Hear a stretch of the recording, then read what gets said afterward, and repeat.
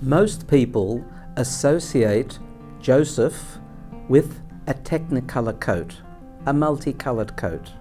A coat that his father gives him, which makes his brothers very, very jealous of him when they're all rather young. The truth was that it was a very plain coat. It was not multicoloured at all, but it did have amazing properties and had been handed down from the time of Adam forwards, and with it, great powers were associated with it.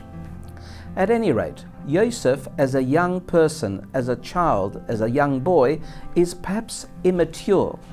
But with that immaturity also is given spiritual insights far beyond his years, and he doesn't know how to handle it, and causes his brothers thereby to hate him, and he's sold off, and he ends up in Egypt, as you know, and ends up being sold to the butcher, and then the butcher's wife makes sexual advances to him, which he resists, and he finds himself in a dungeon, and he's the subject of scandal. He doesn't have an easy time of it. Ultimately rises to become second to Pharaoh.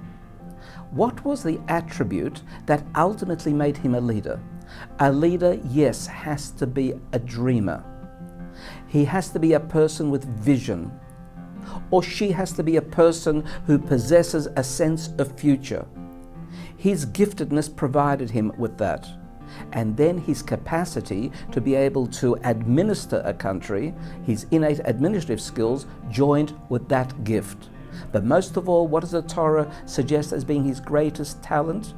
To be able to reform his brothers and become close with them after a period of estrangement. So learn from this. If there's estrangement in your family, be a Joseph.